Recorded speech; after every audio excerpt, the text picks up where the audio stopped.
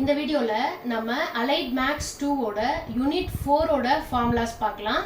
இது வந்து by of xyz. இந்த பை என்னன்னு சொல்லுவாங்கன்னா ஸ்கேலர் பாயிண்ட் ஃபங்க்ஷன் சொல்லுவாங்க, which has only magnitude அப்படின்னு சொல்லுவாங்க.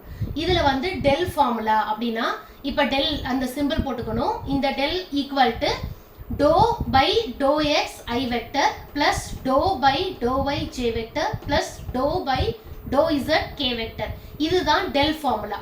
அடுத்து கிரேடியன்ட்டை வந்து கிரேட் பைனு கேட்பாங்க, டெல் பைனு கேட்பாங்க. எப்படி கேட்டாலும் இதுதான் gradient formula. Del phi equal to இப்போ இது எல்லாத்துலேயும் மேலே மட்டும் நம்ம பை போட்டோம்னா அதான் நமக்கு கிரேடியன்ட் பை வந்துடும். Del phi equal to to phi by to X I vector plus to phi by to Y J vector plus to phi by to Z K vector. இதுதான் கிரேடியன்ட் ஃபார்முலா. அடுத்து maximum directional derivative ரெண்டு இருக்கு. ஒன்று வெறும் directional derivative, அதுக்கு வேற formula. Maximum directional டெரிவேட்டிவ்க்கு வேற formula. இதுக்கு என்ன அப்படின்னா நம்ம கண்டுபிடிச்ச கிரேடியன்ட்டை மாடுலஸ் பண்றது தான். அது எப்படின்னு பார்க்கலாம். ஒரு எக்ஸாம்பிளுக்கு இந்த டெல் பை ஈக்குவல்ட்டுன்னு ஒரு வேல்யூ நமக்கு கிடைக்குது. 2i vector minus 4j vector plus 5k வெக்டர்னு நான் ஒரு எக்ஸாம்பிளுக்காக போட்டிருக்கேன். இப்போ இதை நம்ம மாடுலஸ் பண்றது அப்படின்னா இந்த i வெக்டரோட கோஎஃபிஷியன்ட், j வெக்டரோட கோஎஃபிஷியன்ட், k வெக்டரோட கோஎஃபிஷியன்ட், இது மூணையும் ஸ்கொயர் பண்ணி அதை ரூட்குள்ள போடணும். அதுதான் மாடுலஸ் பண்றது.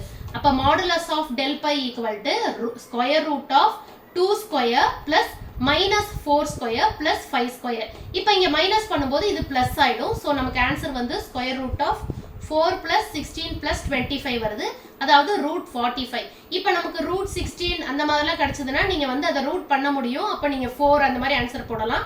இந்த மாதிரி பாயிண்ட்ல ஆன்சர் வரும்னா நீங்க இதோடயே நம்ம வந்து இதை முடிச்சுக்கலாம். இதுதான் மேக்ஸிமம் டைரக்ஷனல் டெரிவேட்டிவ். அடுத்தது யூனிட் நார்மல் வெக்டர் அப்படின்னா நம்ம கண்டுபிடிச்ச கிரேடியன்ட்டையும் மேக்ஸிமம் டைரக்ஷனல் டெரிவேட்டிவையும் நம்ம டிவைட் பண்ணுவோம். அதாவது del phi by modulus of del by.